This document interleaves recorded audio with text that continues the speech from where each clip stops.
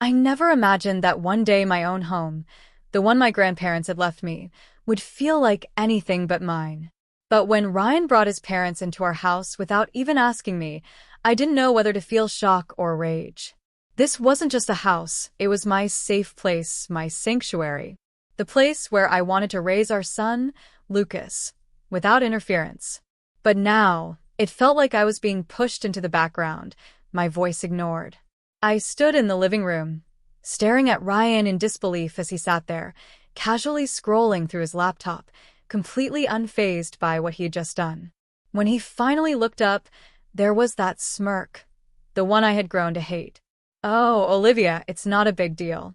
It's just for a little while," he said dismissively, as if his words were enough to erase the frustration bubbling inside me. "For a little while?" I repeated, my voice sharp. "You didn't even ask me, Ryan. This house is in my name." For the first time, I saw a flicker of uncertainty cross his face, but it was gone in an instant, replaced with his usual indifference. He shrugged. "The house is mine too. And their family. You wouldn't understand." Family. The word stung. My family was nothing like his. We ran a small coffee shop, a place filled with warmth and love, where respect mattered. Ryan's parents? Elaine and her husband? Their version of family was about control and dominance. At that moment, Lucas came toddling into the room, his tiny hands reaching for me. I picked him up, pressing a kiss to his forehead, and for a brief second, I pushed everything aside. If I was going to endure this, it would only be for him. But my resolve didn't make it any easier when the doorbell rang. I peered through the peephole, and my stomach dropped. There they were, Elaine and her husband, standing outside with their suitcases, ready to invade my life. Taking a deep breath, I opened the door. "Olivia, darling," Elaine said with a practiced smile, sweeping into the house without waiting for an invitation. Her husband followed, barely acknowledging me, his presence just as cold as ever. The intrusion was immediate. It was suffocating. And it was only the beginning. The changes started almost immediately. Elaine took over my kitchen, rearranging everything like she owned the place. The first morning, as I made cereal for Lucas, she stood behind me, arms crossed. "Lucas shouldn't be eating that," she said, her tone dripping with judgment. I clenched my jaw. "It's just cereal, Elaine." She gave a small, condescending laugh. "In our house, we believe in a proper diet." I felt like a child being scolded in my own home. Every day was another jab, another reminder that I was doing something wrong. "Ryan?" He hid behind his work, acting as if none of this was happening. Whenever I confronted him, he dismissed me with a wave of his hand. "Olivia, you're overreacting." That was his favorite excuse. One night, as I tucked Lucas into bed, Elaine barged into his room. "He's still not sleeping through the night," she scoffed. "You must be doing something wrong." That was the final straw. "I am doing my best," I snapped, no longer caring to hold back my frustration. Elaine narrowed her eyes. "Clearly, your best isn't good enough. Maybe if you had a real job, you'd have some structure in your life." I felt my entire body tense. "This is my house, Elaine. You are a guest here. Don't forget that." She laughed. A cold, dismissive laugh. "Oh, sweetie. Ryan never mentioned how delusional you are. This is his house too, and as his mother, I have every right to be here." That night, as I lay in bed, staring at the ceiling, something inside me shifted. I had spent too long being quiet, too long letting them walk all over me. But that was about to change. Elaine's presence in my home was like an unrelenting storm, constant, suffocating, and impossible to ignore. What started with small interferences had now turned into complete control. She dictated how things should be arranged, what food should be cooked, and worst of all, how I should raise my own son. One morning, as I fed Lucas his breakfast, she sat across from me with her usual disapproving stare. "You should stop letting him eat this processed junk," she remarked, watching as I spooned oatmeal into Lucas's tiny mouth. I let out a slow breath. "It's oatmeal, Elaine, not candy."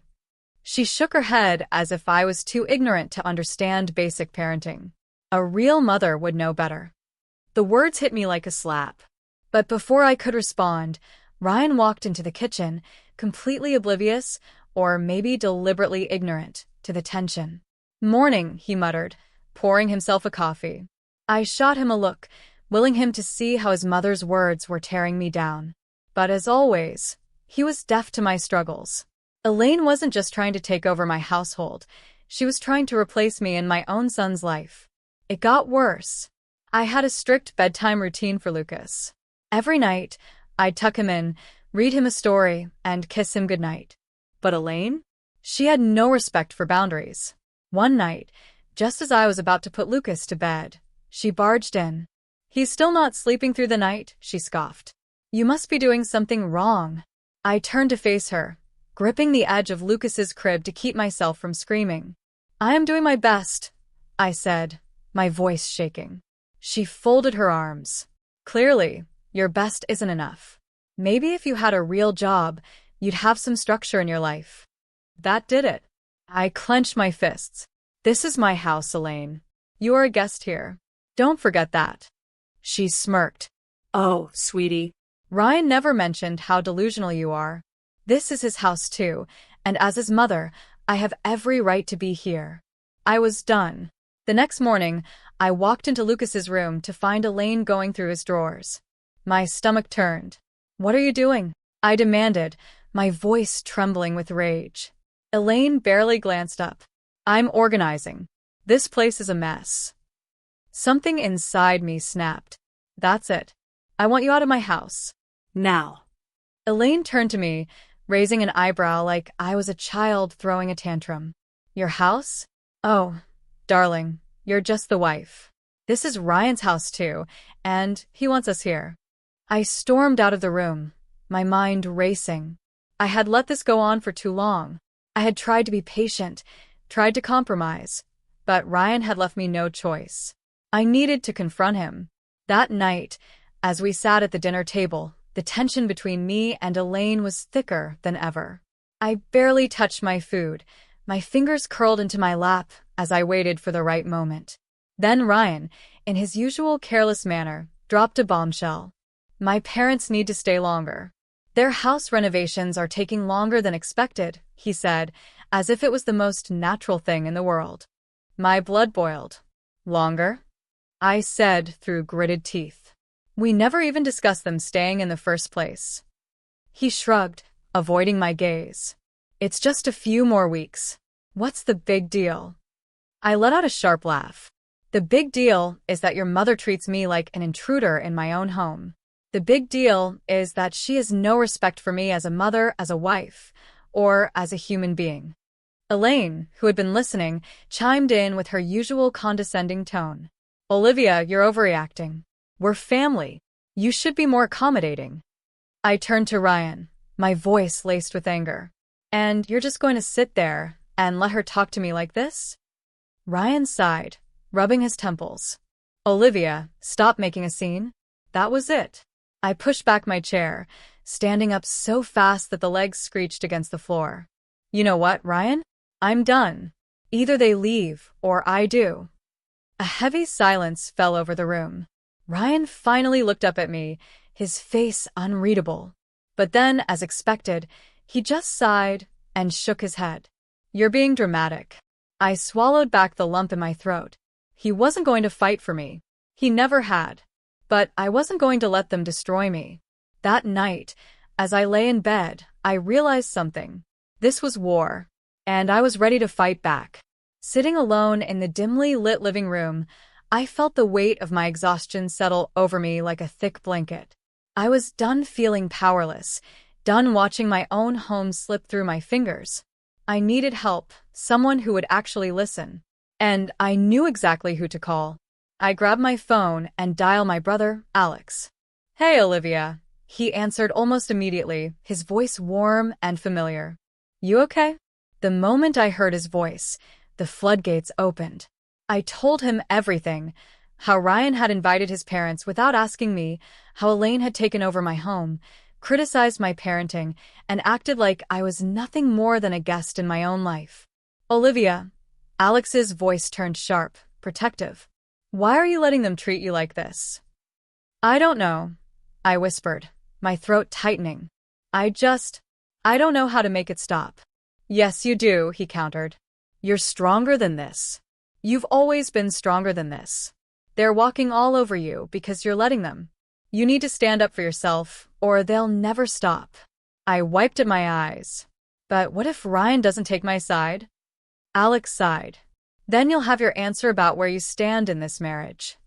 His words hit hard because deep down, I already knew. Ryan had never taken my side. I took a shaky breath. I need to end this. Good, Alex said firmly. Now make a plan and stick to it. That night, I started collecting proof of Elaine's manipulation and control. I took pictures of the kitchen, which she had completely rearranged without my permission.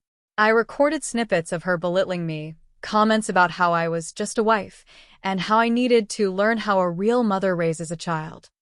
I even took note of how she'd interfered in Lucas's routine, walking into his room without knocking, treating me like I was incapable of taking care of my own son. I wasn't just going to tell Ryan how bad it was. I was going to show him. The next evening, I waited until Ryan and Elaine were both in the living room. My heart pounded as I stepped forward, my hands clenched at my sides. We need to talk, I announced, my voice steady despite the storm raging inside me. Ryan looked up from his laptop, frowning. What now, Olivia? I ignored his exasperation and turned to Elaine, who sat on the couch, her usual air of entitlement thick around her. This has gone on long enough. Elaine scoffed, crossing her arms. What on earth are you talking about? I pulled out my phone and started listing everything out, the comments, the interference, the way she treated me like an outsider in my own home. I played a few of the recordings, letting her own words echo back at her. Ryan shifted uncomfortably. Olivia, this is ridiculous. No, Ryan, I snapped. What's ridiculous is the fact that I've let this go on for so long. Your mother treats me like I'm nothing, and you just let her. This stops now.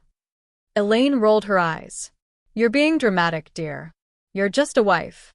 You don't make the decisions here. I turned to Ryan, my pulse hammering. Then let's make it clear. Either they leave, or I do. Ryan's eyes widened. What? You heard me, I said, my voice unwavering. I refuse to live like this anymore. So either they pack their bags tonight or I'll pack mine. And I'll take Lucas with me. Ryan looked at me like I had slapped him. You're really going to break up this family over a little disagreement? I let out a bitter laugh. Family? A real family doesn't let one person be humiliated and disrespected every single day. Elaine leaned back, smirking. Oh, please. You're not going anywhere. You don't have the guts. I met her gaze, steel in my voice. Watch me. The room went silent. Ryan ran a hand through his hair, looking from me to his mother and back again. I could see the gears turning in his head, the realization finally sinking in. I wasn't backing down. And he knew it. An hour later, Elaine and her husband were packing their bags. Elaine's face was tight with anger as she pulled her suitcase toward the door. You'll regret this, Olivia, she spat. I crossed my arms. No, Elaine. I regret not doing this sooner. With one last glare, she walked out, her husband trailing behind her. Ryan stood in the middle of the room, still stunned. I can't believe you did this. I met his gaze, unflinching. Believe it, Ryan. For the first time in a long time, I felt something I had forgotten. Control. And I wasn't letting it go ever again. After Ryan's parents left, I expected some sort of shift in our marriage, maybe tension, maybe a fight, maybe even an apology. But instead, Ryan became even colder, more distant, as if I was the one who had crossed the line. He barely spoke to me, and when he did, his words were short and indifferent. Gone were the fake smiles, the half-hearted reassurances. Now he acted as if I didn't exist. I didn't care. For the first time in years, I felt like I had taken back a piece of my life, and I refused to let his brooding presence steal that from me. One evening, as I was putting Lucas to bed, Ryan walked into the room. His suitcase was packed, and he had his phone tucked under his arm. I have a business trip, he announced casually, not even looking at me. I'll be gone for a few weeks. I stared at him for a moment, waiting for an explanation. He didn't offer one. Fine. All right, I said, my voice devoid of emotion. He left without another word. And for the first time in weeks, the house felt peaceful. With Ryan gone, I focused on reclaiming my space. I put everything back in order: the kitchen, Lucas's room, even my own routine. Each small change felt like a victory. Then, one night, as I was tidying up the living room, I noticed Ryan's laptop sitting on the coffee table. He had forgotten to close it before he left. Normally, I wouldn't have cared. But something, maybe intuition, maybe sheer exhaustion from his constant indifference, pushed me to open it.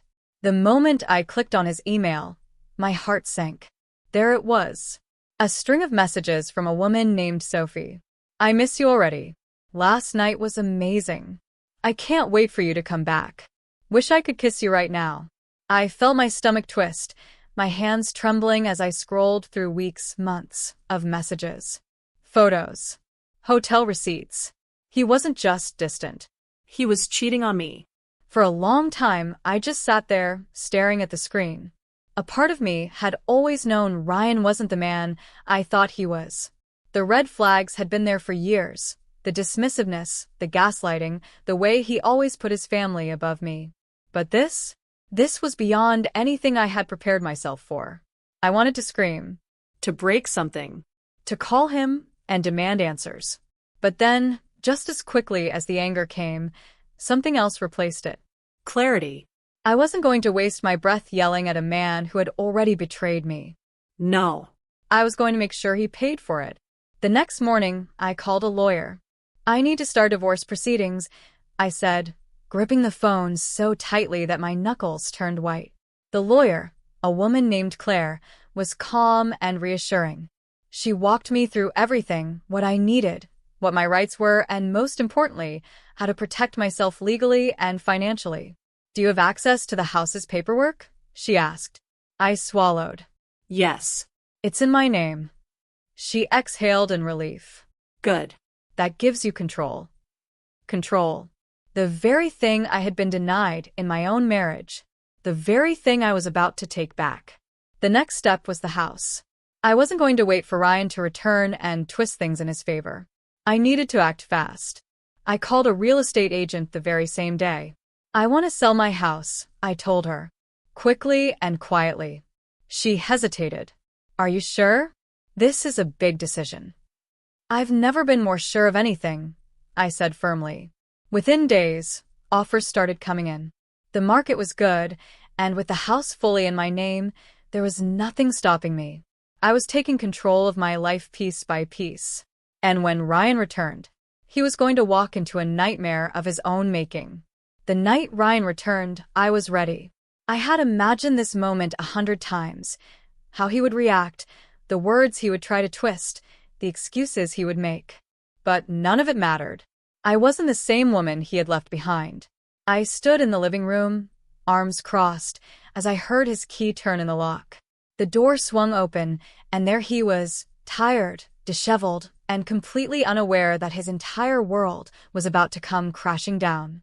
Olivia, I'm home, he called out, setting his bag down. I stepped forward. We need to talk. Something in my voice made him pause. He turned to look at me, frowning. What's going on? I took a deep breath, then said the words that would shatter his illusion of control. I sold the house, Ryan. It's no longer ours. His face twisted in confusion. What? That's not possible. I didn't flinch. It is. The house was in my name. It's done. The color drained from his face. You sold our house without telling me? I let out a bitter laugh. You mean the house that I owned? The one you decided wasn't mine when your parents were walking all over me. Ryan blinked, trying to process what I was saying, but I didn't stop. There's more, I continued. I know about the affair. His mouth opened slightly, like he wanted to deny it, but he must have seen the fire in my eyes, the unwavering, unforgiving certainty, because he didn't even try. Instead, he scoffed. So what? You go through my emails and suddenly think you're the victim? I took a step closer, my voice steady. No, Ryan. I know I'm the victim, but not anymore. I've already filed for divorce. Now the shock hit him like a truck. You what? I filed for divorce, I repeated, tossing the papers onto the coffee table. And I'm getting full custody of Lucas. His hands curled into fists. You can't do this. I tilted my head. I already have. For the first time, Ryan looked scared. Not angry. Not indifferent. Scared. Because he finally understood that I wasn't bluffing. He tried to regain control, his voice dropping into the same manipulative tone he had always used to gaslight me. Come on, Olivia. Let's be reasonable. We can fix this. You don't have to do something so drastic. I didn't even blink. You didn't think about that when you were sleeping with another woman. His jaw clenched. I made a mistake. I leaned forward, my voice ice cold. So did I. I married you. His face twisted with fury, but before he could say another word, the door swung open again. And there they were, Elaine and her husband. Perfect timing. Elaine's smug expression faltered the second she saw Ryan's face, saw the tension in the room. What's going on? She demanded. I turned to her with a small, victorious smile. Oh, Elaine, didn't Ryan tell you? Your perfect son has been having an affair. Elaine blinked rapidly, looking at Ryan, expecting him to deny it. But he didn't. And that's when the humiliation sank in. All those years of looking down on me, of treating me like I was nothing, only to find out her son was the disgrace. Her lips parted as if she wanted to say something, maybe blame me, maybe defend him. But for once, she had no words. I relished the silence. The divorce proceedings were brutal, but I had the upper hand. The judge took one look at the evidence, Ryan's affair, his neglect, his inability to provide stability, and ruled in my favor. Full custody of Lucas. Elaine and her husband sat in the courtroom, their faces stone cold, unable to process how quickly their world had crumbled. Ryan tried to fight it, but his case was weak, built on years of entitlement and nothing else. When the final verdict was read, I felt something I hadn't felt in years. Freedom. Outside the courthouse, Ryan tried one last time. Olivia, wait, he called, his voice raw, desperate. I turned to face him, watching as he struggled to find the right words. I lost my job, he admitted, his shoulders sagging. The scandal ruined my reputation. I have nothing left. I stared at him for a long moment. This was the man who had spent years dismissing me, belittling me, making me feel like I was insignificant. Now he was the one left with nothing. I took a slow breath. That's not my problem, Ryan. He let out a bitter chuckle. You really don't care anymore, do you? I met his gaze, my expression calm. No. I don't. And with that, I turned and walked away.